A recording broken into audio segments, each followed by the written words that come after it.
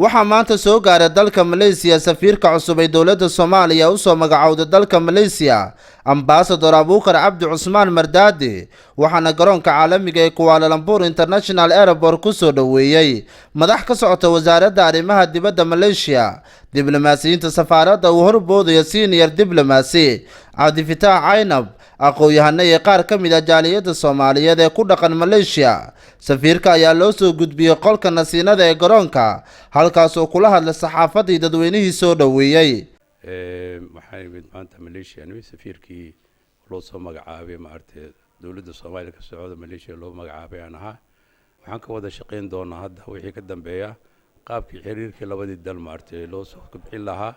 dhinacii dhaqaalaha dhinacii waxbarashada dhinacii maartay hawlihii nabadgelyadii iyo wixii kaalmooyin oo shalay u geysan jireen sida abaarihii maartay runtii dowladda Malaysia qayb weyn ka qaadatay waxa kale qayb weyn ka qaateen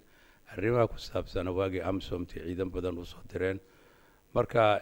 iyadoo arrimahaas oo dhan jiraan haddana maartay dowladda Malaysia waa dowladda kaliya maanta Soomaaliya oo golaatay shacabkeedii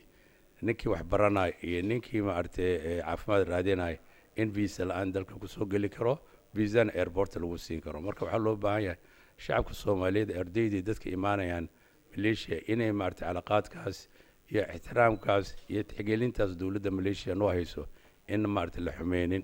arrimii kale runtii hadda aad maartay u daneyn doona ka shaqeyn doona dhinacii maartay siyaasadda maartay labada dowladood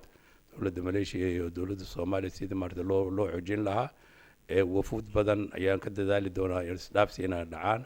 inay iswadaarsadaan dhinacii maartay xeer wasiir ilaa heer ra'iis wasaare ilaa madaxweyne intaasoo dhan ka shaqeyn doona insha Allah inay maartay booqasho noocaas inay maartay labada dowladood iswadaarsadaan